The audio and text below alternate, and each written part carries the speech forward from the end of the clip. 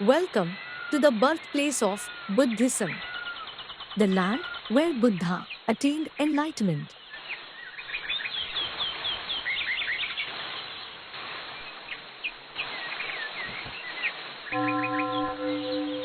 Bodh Gaya, in Gaya district of Magad region, is about 96 kilometers from Patna, erstwhile Patliputra, capital of the Bihar state of India.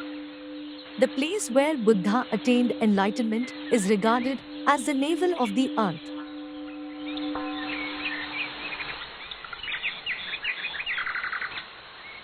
The Great Awakening Temple, Mahabodhi Mahavihara, a UNESCO World Heritage Site, an ancient and the most sacred place of Buddhist pilgrimage in the world, marking the location where Buddha is said to have attained enlightenment.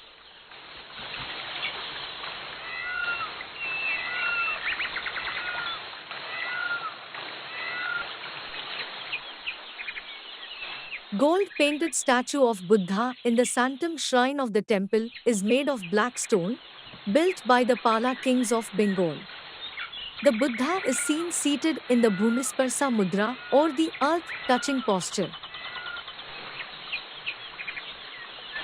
Originally built by the legendary Mauryan emperor Samrat Ashoka around 240 BCE, with some elements date to the period of Ashoka, are much rebuilt and restored.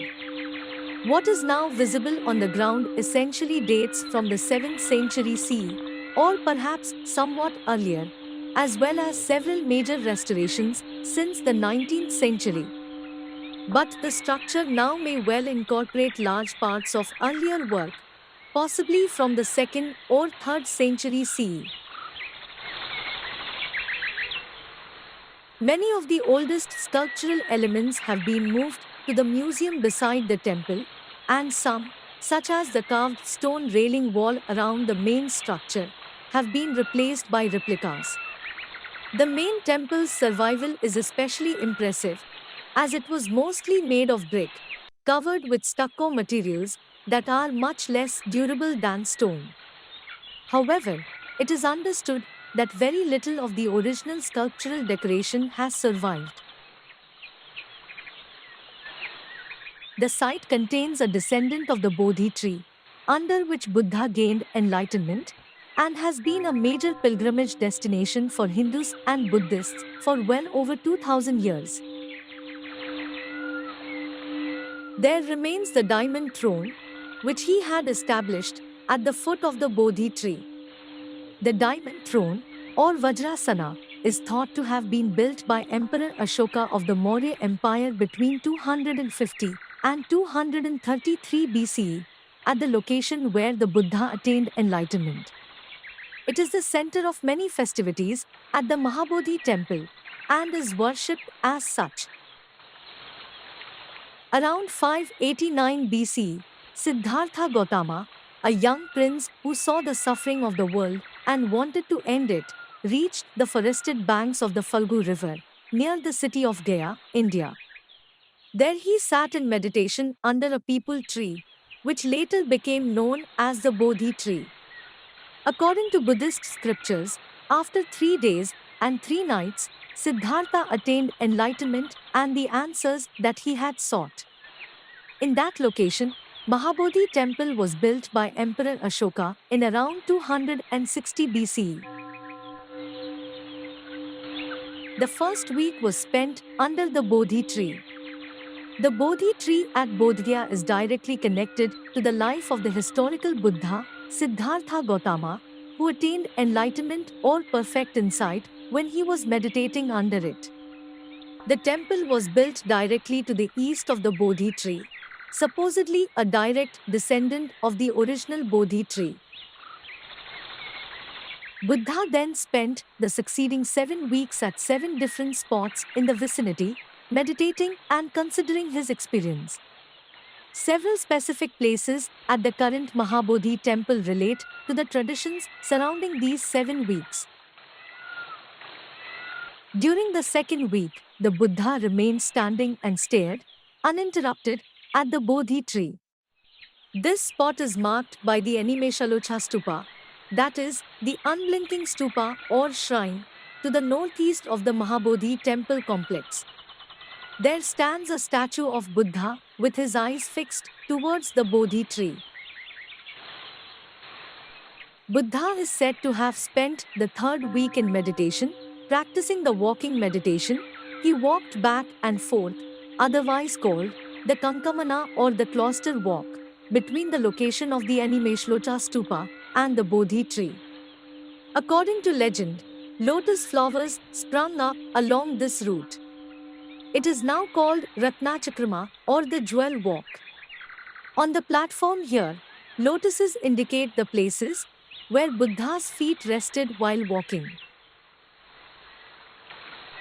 The temple complex includes two large straight-sided Shikhra towers, the largest over 180 feet high. This is a stylistic feature that has continued in Jain and Hindu temples to the present day and influenced Buddhist architecture in other countries in forms like the pagoda. The Ratnaghara literally means the jewel house and is on the northwestern side of the Mahabodhi temple premises and now enclosed with a sanctum. The place where the Buddha spent the fourth week in meditation, reflecting on Patna or the law of dependent origination. According to legend, while in deeper meditation during the fourth week after enlightenment, blue, yellow, red, white, and orange rays emanated from Buddha's body. These colors are used in the present day Buddhist flags.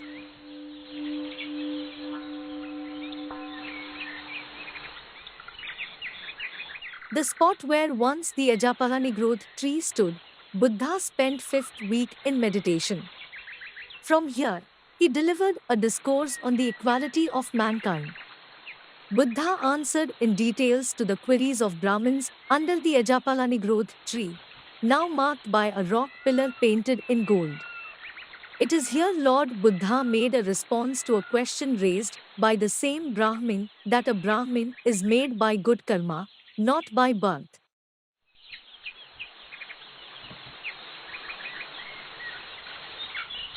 The lotus pond is the place where Buddha spent his sixth week in meditation after his enlightenment.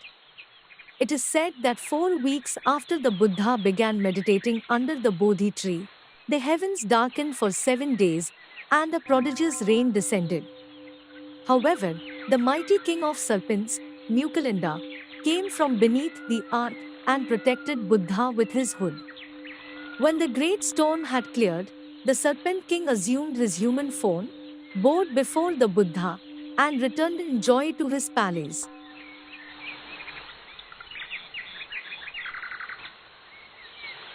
Just a few meters on the south of the Mahabodhi temple, under a banyan tree, later known as Rajyatna tree, Buddha spent the last 7th week after his enlightenment.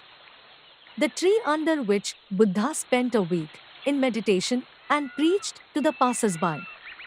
Two merchants from Utkala or Burma, believed to be the modern-day Yangon of Myanmar, Tapassu and Bhallika, offered Buddha food, rice cakes and balls of honey, which they had brought with them, and took refuge in his teachings, Buddham Sarannam Gacchami, Dhammam Sarannam Gacchami. Over centuries, a multitude of votive stupas have sprung up along sacred spots containing relics and various objects built by kings, princes, merchants, and lay persons.